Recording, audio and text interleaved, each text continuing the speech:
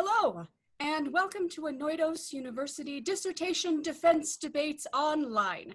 I'm Dean Peglucci, and I'm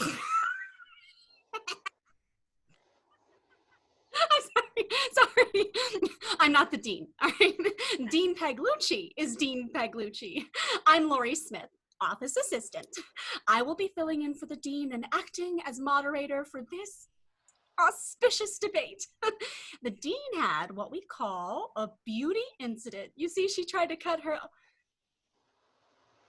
Oh my God, I'm sorry. I was thinking of my grandmother who is sick, like the dean. Dean Peglucci is quite ill, so I will moderate this debate.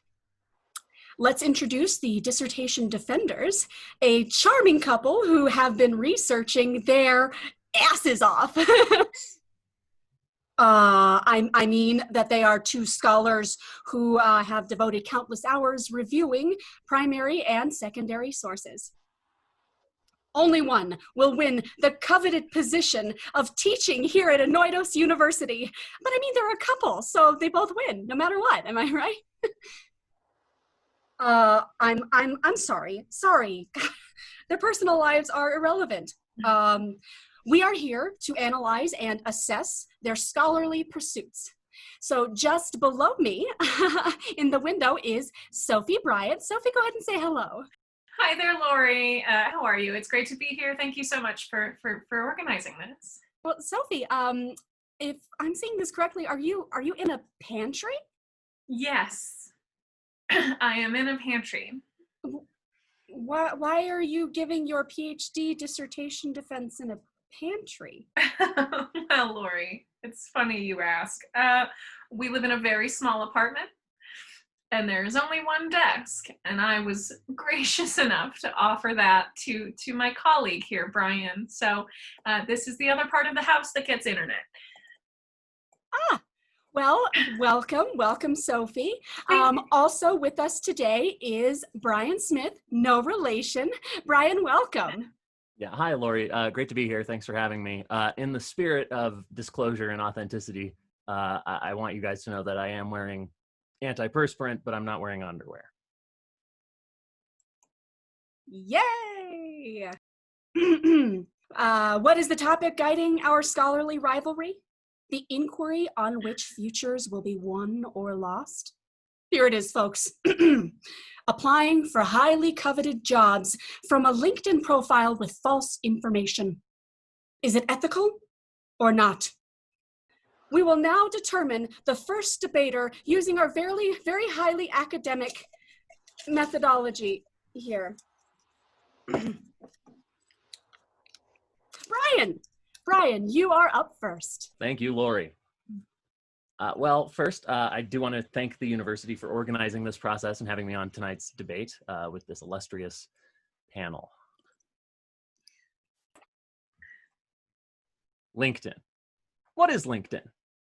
LinkedIn is a site founded by Abraham Lincoln in 1873. At that time, it was not the website we know it as today. It was a more literal site, plowed by horses and demarcated by chain links that would cage people in place. Prospectors would come from miles around to sleep in these cages and be shouted at by employers to learn Python. Python, of course, being a programming language popular with the rattlesnakes of the American West. As America evolved, so did LinkedIn, moving and reinventing itself to stay relevant in every age. In the 1920s, it became a complex tree of phone operators that would connect job applicants to brothels, hooscows, and poorhouses. In the 30s, it wound services down to a reversible wooden sign reading jobs. And it's on internet now. But through every LinkedIn epoch, there has been one constant: honest, salt-of-the-earth job seekers, communicating and connecting together and accurately representing themselves. And flash forward to 2020, there's a lot of competing options for your job site buck. ZipRecruiter, Monster, asking people on college campuses if they want to hold weight. There's so many options, one has to ask, why even use LinkedIn at all? I think I can shed some light on the answer to that. This is an image of my co-debaters. Oh, I'm sorry, no. This is an image of some independent research I was doing. Hang on. I don't know how that got in there either. Sorry. This is an image of my esteemed co-debater, Sophie, a veritable guided missile of debate. A woman we all know and love, me most of all, knew her, loved her. We dated for about 2 beautiful years. We shared one heart and one bed. And now we share just one unbreakable lease and 4 more months and still one bed for 4 months. But it's been good though. I like it here. And there's plenty of room in the bathtub. Anyway, among Sophie's many admirable qualities is focus, tenacity, the ability to wrap her mind around something, and her will, like an angry, tight fist, and just never let up, ever, or ever letting go, or allowing you to even ever have your own interests or your bank account or passwords or phone calls to the outside world. Did you know that with a sufficiently strong enough parental lock, you can prevent your roommate from accessing dating or social media websites, basically anything not related to work? Me neither. Sophie taught me that. So most of all, Sophie, what this relationship has taught me is why LinkedIn is still a competitor in 2020 for your job site buck. Why use LinkedIn in 2020?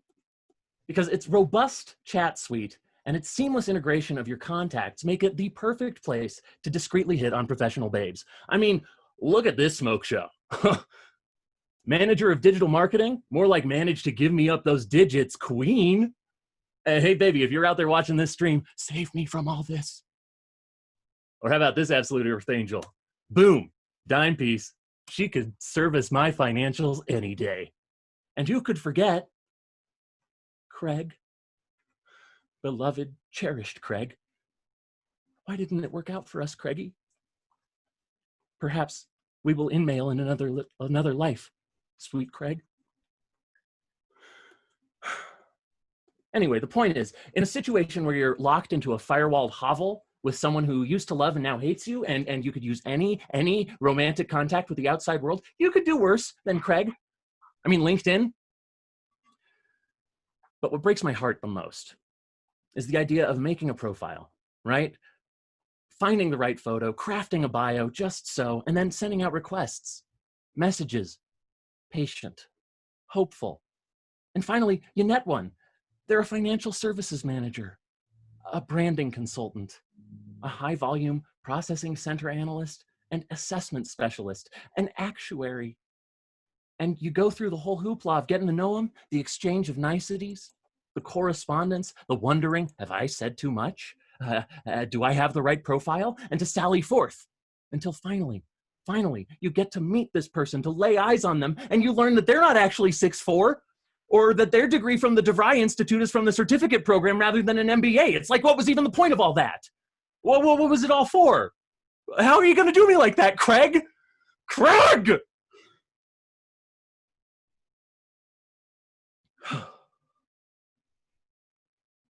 Nevertheless, be it resolved in tonight's debate that authenticity is the best policy on LinkedIn. It's best for applicants, it's best for employers, and it's best for horny singles looking to hook up in your area. Lori?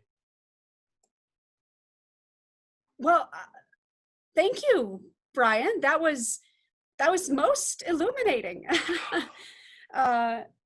Dean Paglucci has asked me to remind you that you still haven't responded to her connection request yet. In the meantime, our next debater is Sophie. Sophie, step on up.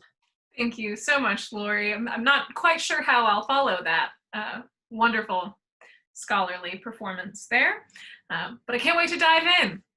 So, Merriam-Webster defines ethical as conforming to accepted standards of conduct.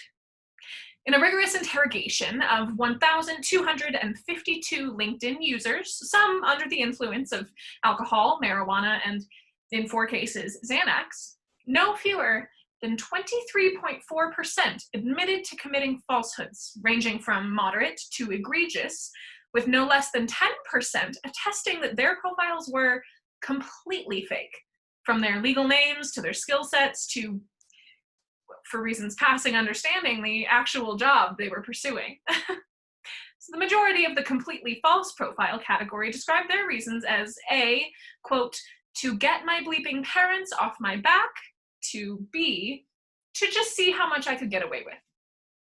As LinkedIn has more than 750,000 users and nearly 25% of them are lying, then lying on your LinkedIn profile is completely within Mr. Merriam-Webster's aforementioned accepted standards of conduct. Should we assume accepted as practiced by the equivalent of the population of Boulder, Colorado? And if the population of Boulder, Colorado can all agree on something, how can it be wrong? There's a law in Boulder that says you can't roll a boulder down the street, and is this not wisdom? Accepted practice is, admittedly, a relative term, and it's necessary to keep in mind the ecosystem of the accepted behavior. LinkedIn's ecosystem is vast. Any number of behaviors is, by percentage and practice, acceptable. A smaller ecosystem, such as, say, an apartment housing 2 people, follows different rules. If one of these 2 people does not accept the behavior of the other, then, well, that behavior is categorically unacceptable, as it is unacceptable to all others in the ecosystem. One of the 2 people inhabiting this theoretical 600 square foot apartment, after, say, having broken up with the other, ought not to remain in the apartment for 3 months. The we're just going to be roommates paradigm is unacceptable to the other, and in 3 months the guy who broke up with me should have scraped up enough money to find a new damn place to live. Unacceptable, and therefore unethical, becoming less and less ethical the more frequently I have to take his forgotten laundry out of the dryer. Ethical action is clearly, therefore, not in the intention, but in the effect. If the positive effect of the action, in this case, lying in one's LinkedIn profile, outweighs the negative effect of not lying on one's profile, then the lying is therefore justified and ethical. As we can see from this graph, the effect becomes more acceptable as well. As we see from this graph, as the effect becomes more acceptable, the behavior becomes more ethical. This graph, I should add, was printed out incorrectly by my esteemed colleague, who made the offer of the use of his colored printer under the guise of just taking a peek at my data. Under such egregiously unethical circumstances, unethical as bleep, the offender should not even be permitted to present a dissertation on ethics. But that's just me, apparently. So, yeah, whatever. Case study. Demonstrating the ethical effect of LinkedIn falsehoods. I created 2 LinkedIn profiles for an individual who we will call Brian. In his first profile, I described myself as him as a PhD candidate at Anoitos Online University, defending my dissertation in ethical philosophy. My resume was stellar, complete, and utterly factual. Applying to the over 8,000 universities on LinkedIn, the only available position returned was an adjunct online instructor at our own prestigious university, with a salary in the high 4 figures. But when the same applicant with the same credentials, Brian, added experience in scuba diving, arc welding, and a fluency in French, with no outreach at all, the number of job offers in 1 week spiked to 156, one of which was with Cirque du Soleil. And Montreal is a lovely city. So when the job was accepted, so that the offending party might move out of the apartment, one has served the common good and was therefore ethically justified. One may ask, when you show up in Montreal next Thursday, unable to weld or speak French or scuba dive, what happens?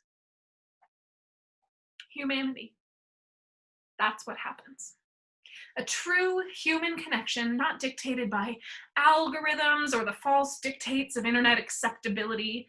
There you will be, in Canada, with people who will be happy to overlook the misunderstanding, train you up in a career that pays 6 figures, and you can start your new life far, far away. It is well known that Canadians are kind and forgiving and accepting and therefore ethical people. Might there be consequences to lying on LinkedIn? Of an ex-girlfriend fully falsifying her ex-boyfriend's life, for example? There might be. However, if there are consequences, they are consequences to an ethical action, and therefore unethical. And another thing, can we just get a little more human here? I mean, LinkedIn itself is unethical. Forcing programs and algorithms to measure one's work on the basis of who you know and what you've done before and what box you click. And can we all just be people for once in our lives? To strip us of our humanity and force us into snappy profile paragraphs and the number of recommendation requests we make, that is unethical. It is to ignore the human who needs the dishwasher emptied and the trash taken out without having to always ask. So, our conclusion then lands in a 2-question test of ethical conduct. Who would the action benefit? Who would it harm? If the first outweighs the second, as it will do in every case, by the mere numbers, well then, go bleeping nuts. LinkedIn is a program. It doesn't care. What matters is the benefit to living, breathing human people. And this is why false LinkedIn profiles are not unethical, but on the contrary, they force employers to hire and really get to know their new, yet wholly unprepared employee. A human and therefore ethical thing to, do. Please just go to Canada. I thank you all for your kind attention. Wow, Sophie, you gave me a lot to think about, particularly about my own LinkedIn profile. I mean, maybe I can add a little bit of French to mine. I'm sorry, I'm getting a notification from Dean Peglucci that since Brian has accepted a job as an acrobatics handler and feeder at Cirque du Soleil, the job is yours. Thank you so much. Oh, that means the world to me. Thank you. Thank you so much. Suck on that, Brian. Yes, a happy ending for everybody here at Anoidos University. Yay! Be sure to check out our summer catalog where we are teaching interpretive basket weaving and Randy Newman on the kazoo. Thank you all for attending this wonderful online dissertation debate. I am Lori Smith, and we will see you soon. And there will be no more laughing in the future. Thank you. Yes, ma'am. Yes, no, I'm sorry. Do I know how to fix your bangs? Yes, ma'am, I'll try.